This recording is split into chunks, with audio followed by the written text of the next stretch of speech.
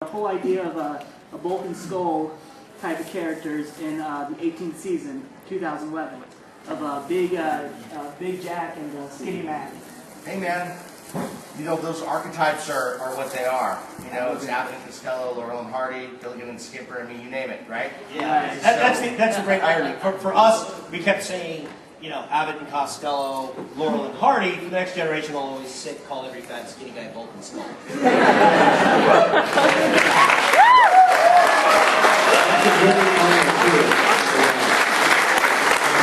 It's an awesome arm.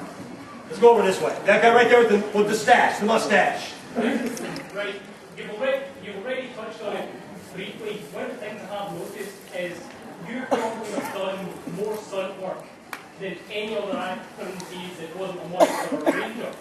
What I'm wondering is, do you think that actually worked better for your characters, or do you always feel cheeky that you never actually got a hero moment, like a part in an episode where you somehow saved the day?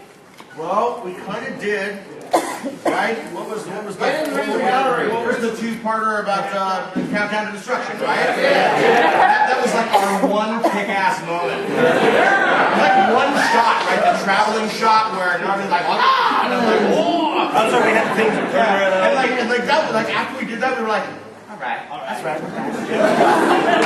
There we go. But you know, I mean, the stunt work, really, the stunt work was part and parcel to comedy bits. Yeah. I mean, there are certain things that are inherently hilarious. Big shoes. Being on fire. Playing the piano while being on fire. And falling down.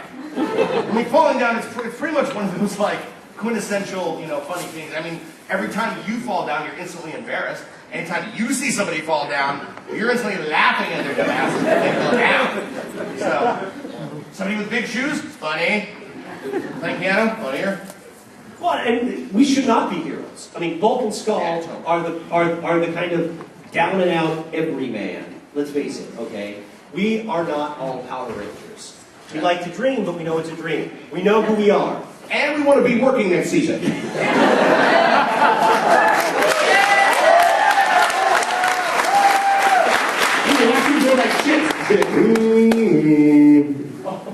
There goes another ranger. Damn shame. Hey, how about you in the back, the anchor man? What do you want? What do you want? Come on, speak up. I feel like you guys are like the longest lasting guys since season 1 and season 6. Nope, that's me.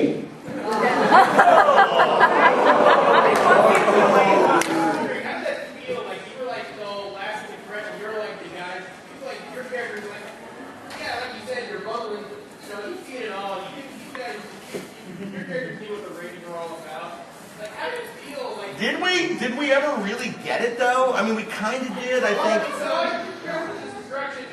Your character was like, hey, wait a minute, the Rangers have never let us down. Yeah.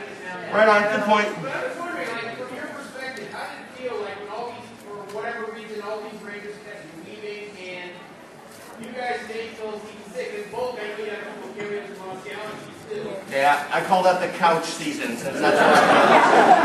At home, under no control. You know, heroes come and go, but idiots are forever.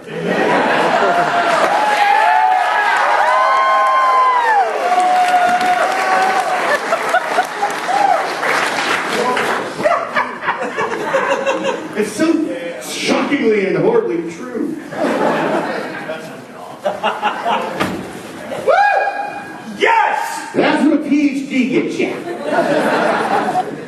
So, you know, from my perspective, man, the kind of the shift from the characters from kind of buffoonish antagonists and objects of ridicule into kind of general buffoonery that was more good-natured and less kind of, you know, laugh at the fat guy because he can't climb the rope, and to laugh at the two of them because they're idiots. Like, to me, that was a real important change.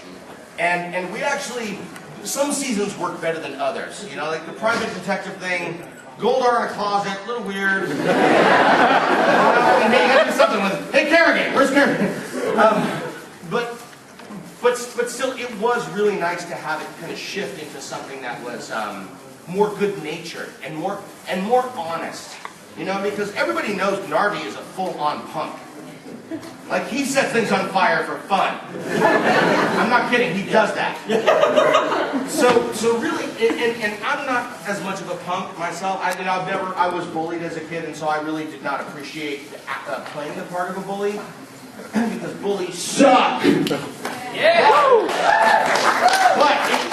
And that's why it was cool to like end up being kind of good-naturedly experiencing the universe, you know, as inconsistent as it was. Let's go over. There's a guy at backwards cap. Okay, as actors, how hard was it like going in between seasons and doing other work to going back to these characters that were supposed to have growth and you having to come back and resume their growth whenever filming restarted or something like that? Well, I mean, it's not exactly like doing Hamlet and then coming back 2 years later. You ever have this dream, this nightmare where you show up the first day of rehearsal for a show you was already done and you're supposed to be off the book and you're like, I should know this, but I go up tonight. It's not like that, okay? You know these characters well because part of it is the improv, and you really base every character on some aspect of yourself, okay? Ideally. Absolutely. Or the character's not going to fly. You're not going to be doing it for 6-7 years. You know, so it was pretty easy to jump back to Vulcan Skull. I mean, we weren't, being a primary cast member on the show is sometimes difficult because, I mean, like when you look at the script, some of those brothers got some monologue, man. They're like, and I'm looking at these poor guys in their dressing rooms like, they've been on the couch for 4 months during hiatus, and now they have to learn, like this mini, this little opus. Yeah. For us, we come in and we're like, Well, that's the thing. Paulie and I are seeing each other in the off season, so it's not like suddenly the cameras turn off. And Paulie and I are like, well, let's go read a book. Well, everybody's doing the same crap we were doing in the off season. It's true. We kept each other sharp and setting stuff on fire. I like to think we held each other back a little bit. I like to think that we were anchors around each other's necks in the off season. We kept each other from going anywhere. Okay, that's true. Actually, thanks for not going to college for 3 years. No, it was like 12. It was like 12.